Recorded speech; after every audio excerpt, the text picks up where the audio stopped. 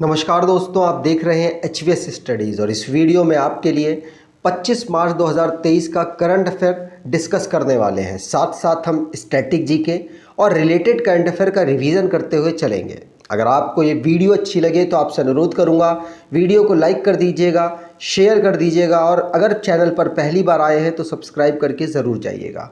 चलिए स्टार्ट करते हैं। आज लास्ट डे के क्विज से। तो लास्ट डे आपसे क्वेश्चन पूछा गया था, how many states or cities have been selected by the central government for textile park under PM Mitra scheme. तो टेक्सटाइल पार्क PM मित्रा स्कीम के अंतर्गत सेंट्रल गवर्नमेंट कितने बनाएगी, कितने राज्यों में बनाने की घोषणा की गई है? आंसर होगा 7 राज्यों और 7 सिटी में बनाने की घोषणा की गई है नरेंद्र मोदी जी के द्वारा। इसी प्रकार का क्वेश्चन लास्ट में भी आपके लिए रखा हुआ है, तो उसको सॉल्व करके ज़रूर जाइएगा। चलिए बात करते हैं आज के पहले क्वेश्चन की। तो आज का पहला क्वेश्चन है, Ashneer Grover launched cricket fantasy sports app, what is name of it? तो अश्नीर ग्रोवर, आप बहुत ज़्यादा इनको चर्चाओं में देखते रहते होंगे। तो अश्नीर ग्रोवर ने क्रिकेट फैंटेसी स्पोर्ट्स ऐप को लॉन्च किया। इसका क्या नाम है? आपको बता दूं, इसका नाम है क्रिक पे। क्या? क्रिक पे। आपको बताऊं, इसने इस ऐप के माध्यम से इनके द्वारा टारगेट किया जाएगा IPL जो आने वाला है। इसमें क्या होगा? ये सिंपल सी उस तरीके की ऐप है जिस प्रकार से आप ड्रीम 11, मोबाइल प्रीमियर लीग और गेम्स 24/7, माई 11 सर्कल, इन सब ऐप को देखते हैं, तो उसी का ये कंपटीशन बनकर उतरी है। मतलब यहाँ पर भी आपको टीम बनानी है, उसके बाद आगे का जो काम है वो करना है, जिस तरीके से ड्रीम 11 में होता है। तो ध्यान रखिएगा, अश्नीर ग्रोवर ने ये लॉन्च किया, इसलिए इंपॉर्टेंट है क्योंकि इनके द्वारा पहले 2 कंपनियां लॉन्च की गई थी, वो दोनों कंपनियां क्या यूनिकॉर्न बन गई। कौन कौन सी? भारत पे जानते होंगे आप, और ग्रोफर्स, ये 2 कंपनियां इनकी हैं जो कि यूनिकॉर्न बनी थी। अब इनके द्वारा भारत पे को लॉन्च किया गया और अब इनके द्वारा जो क्रिक पे को लॉन्च किया गया, और मे भी ये भी आगे चल के नाम कर सकती है। ध्यान रखिएगा, क्रिक पे अब इनकी नई कंपनी है जो कि एक गेमिंग से रिलेटेड कंपनी होने वाली है। IPL को टारगेट करने वाले हैं, ध्यान रखेंगे। तो जो भी रिसेंटली में लॉन्चिंग से रिलेटेड क्वेश्चंस बने हैं उनको रिवाइज करते हैं। जैसे माइक्रोसॉफ्ट, उसने बिंग इमेज क्रिएटर को लॉन्च किया है, ध्यान रखेंगे। अगला है, अडोब के द्वारा सेंसी जेन AI को लॉन्च किया गया, जिससे कि कस्टमर्स के एक्सपीरियंस को ट्रांसफॉर्म किया जा सके। साथ साथ GPT-4 एक नया जनरेशन का AI लैंग्वेज मॉडल है जिसको ओपन AI के द्वारा लॉन्च किया गया। SpaceX ने 40 वन वेब इंटरनेट सैटेलाइट को लॉन्च किया। साथ साथ US के द्वारा निसार सैटेलाइट को इसरो को हैंडओवर किया गया। रिलायंस लाइफ साइंस के द्वारा रिसीव किया गया है जीन थेरेपी टेक्नोलॉजी लाइसेंस। किसके माध्यम से? तो IIT कानपुर के माध्यम से। SpaceX नासा के क्रू 6 मिशन को ये लॉन्च करने वाला है। आगे बात करें, अगला question, which country joins BRICS bank as new member week after president Sisi India visit? तो प्रेसिडेंट जो अब्देल फतेह अल सीसी हैं, वो आए थे भारत में। उसके बाद ब्रिक्स बैंक को उन्होंने ज्वाइन किया। और कब आए थे? तो आपको बता दूं, ये ना हमारे उसमें 26 जनवरी में जो रिपब्लिक डे था उसमें ये मुख्य अतिथि के रूप में आए थे। अब इन्होंने ब्रिक्स बैंक को ज्वाइन कर लिया है। ब्रिक्स बैंक क्या? जिसमें भारत भी इंक्लूडेड है। इसमें ये 5 देशों का समूह है। पहला है ब्राज़ील, दूसरा है रशिया, तीसरा इंडिया, चौथा चाइना और S मतलब साउथ अफ्रीका। तो 5 देशों का समूह इसके बैंक है। इसने 2014 में एक बैंक अपना बनाया इस संस्था ने, जिसका नाम है NDB, न्यू डेवलपमेंट बैंक। अब इस बैंक के नए मेंबर के रूप में ज्वाइन किया है किसने? तो सीसी उसके प्रेसिडेंट है। वो कंट्री है इजिप्ट। इजिप्ट अब एक नया मेंबर बन चुका है, ध्यान रखेंगे। यहां पर बात की जाए तो Abdel Fattah al CC Bharat के रिपब्लिक डे के अवसर पर चीफ गेस्ट के रूप में आए थे और अब इनके देश ने ब्रिक्स के जो बैंक है न्यू डेवलपमेंट बैंक, उसको ज्वाइन कर लिया है। न्यू डेवलपमेंट बैंक की बात करें तो इसमें ये 5 देश तो मेंबर हैं ही, जो ब्रिक्स के मैंने नाम आपको बताए, साथ साथ बांग्लादेश, यूनाइटेड अरब एमिरेट्स और उरुग्वे भी इसके मेंबर हैं। और 2021 दिसंबर में इजिप्ट को भी वेलकम किया गया था और इजिप्ट भी इसका मेंबर बन चुका था, मतलब प्रोसेस चल रहा था, अब फाइनली बन चुका है। अगर एनडीबी की बात करें तो 2014 में इसको फाउंड किया गया था, प्रेसिडेंट मार्कोस प्राडो ट्रोंजो हैं। अगर बात करें ब्रिक्स की तो इसको 2006 में फाउंड किया गया था और फिर 2010 में इसमें साउथ अफ्रीका इंक्लूड हुआ था। ध्यान रखिएगा, पूछा जाता है। आगे बात करें तो जो भी रिसेंटली में इंटरनेशनली करंट अफेयर बना है उसको रिवाइज करते हैं। पहला क्वेश्चन पढ़ लिया। दूसरा, बांग्लादेश ने अपना पहला सबमरीन बेस लॉन्च किया। राम सहाय प्रसाद यादव नेपाल के 3rd वाइस प्रेसिडेंट बने हैं। आईसीसी के द्वारा अरेस्ट वारंट जारी किया गया व्लादिमीर पुतिन को। एरिक गारसिटी यूएस के एम्बेसडर बने हैं भारत में। फाइनेंशियल क्राइसिस एफएटीएफ जो वॉचडॉग है, फाइनेंशियल एक्शन टास्क फोर्स, इसने रशिया की मेंबरशिप को यूक्रेन युद्ध की वजह से सस्पेंड कर दिया। डेनमार्क पहली कंट्री ऐसी बना जिसने CO2 को इंपोर्ट किया और इसको अंडर सी बरी करेगा, मतलब स्टोर करेगा। इंडोनेशिया में माउंट मेरापी नाम का एक वल्केनो है जो कि इरप्ट हुआ है। नेपाल के प्रेसिडेंट के रूप में रामचंद्र पौडेल जीते हैं। शी जिनपिंग तीसरी बार चाइना के प्रेसिडेंट बने हैं। इसी प्रकार से आप अपने स्टैटिक जीके वाले पोर्शन को भी रिवीजन के माध्यम से बेहतर कर सकते हैं। इसमें ऑलमोस्ट सभी टॉपिक कवर किए गए हैं। डिस्क्रिप्शन बॉक्स में लिंक है, वहां से आपको मिल जाएगी और दोनों भाषाओं में ये अवेलेबल है। आगे बात करें, अगला question, which actor named India's most valuable celebrity of 2022। तो 2022 में किस अभिनेता को भारत की सबसे मूल्यवान हस्ती का नाम दिया गया?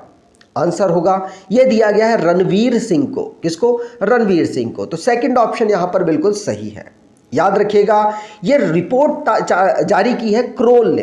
क्रोल के द्वारा ये रिपोर्ट जारी की जिसमें रणवीर सिंह को 2022 का इंडिया का मोस्ट वैल्यूएबल सेलिब्रिटी बताया गया। ध्यान रखेंगे, इन्होंने विराट कोहली को पीछे छोड़ा है।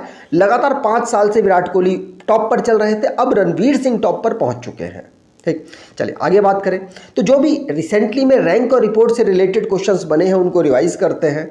जैसे पहला क्वेश्चन पढ़ लिया। दूसरा, हुरून ग्लोबल रिच लिस्ट, जिसमें भारत के जो सेल्फ मेड बिलियनियर्स हैं उसमें भारत 3rd रैंक पर है, पहले पर चाइना है। और इसी की एक रिपोर्ट जारी हुई जिसमें भारत के जो सबसे अमीर आदमी इस समय पर किसको बताया गया? तो आंसर होगा अडानी जी को 6 नंबर पर बताया गया और 7 नंबर पर मुकेश अंबानी को बताया गया और पहले पायदान पर इलॉन मस्क को बताया गया। ठीक, वर्ल्ड हैप्पीनेस रिपोर्ट में भारत की रैंक पहली रही। ग्लोबल टेररिस्ट इंडेक्स में भारत की रैंक 13 रही, अफगानिस्तान टॉप पर रहा।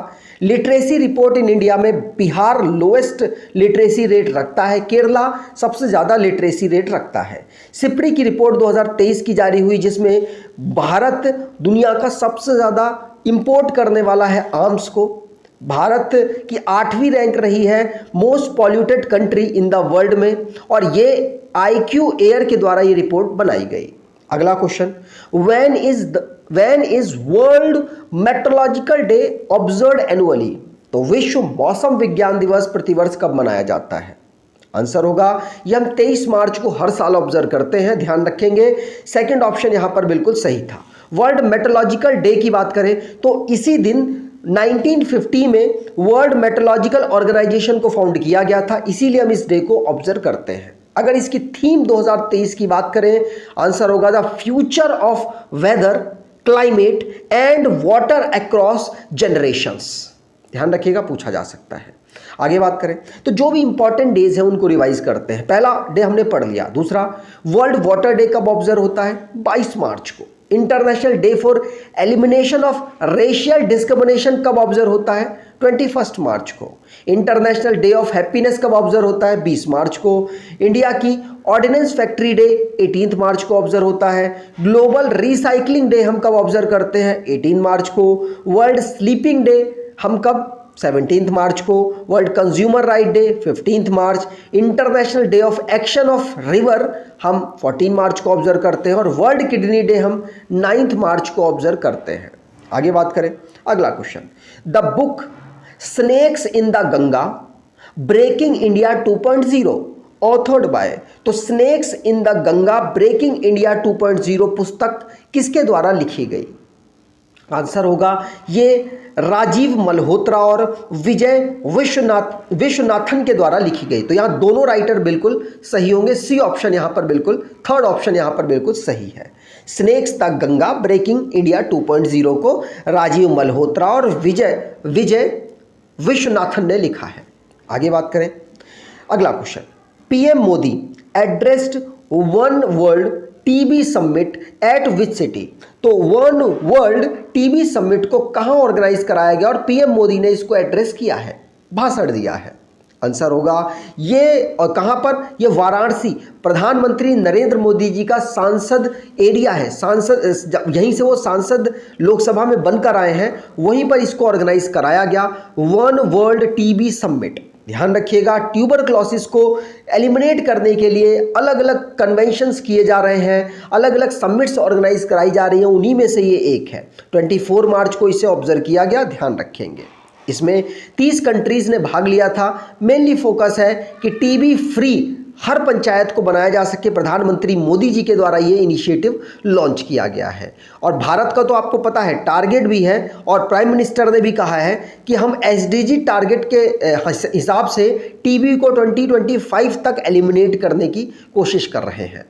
आगे बात करें तो स्टॉप टीबी पार्टनरशिप कब से स्टार्ट हुआ? तो 2001 से इसको स्टार्ट किया गया था, यूनाइटेड नेशन के द्वारा इसको होस्ट किया गया, और मतलब इस कैंपेन को स्टार्ट किया गया। साथ साथ एम है कि एलिमिनेट किया जाए टीबी को, पब्लिक हेल्थ प्रॉब्लम जिसकी वजह से क्रिएट होती है, अपने पब्लिक सिस्टम से इसको एलिमिनेट कर दिया जाए। साथ साथ इसका सेक्रेटरीट बनाया गया जिनेवा, स्विट्जरलैंड में।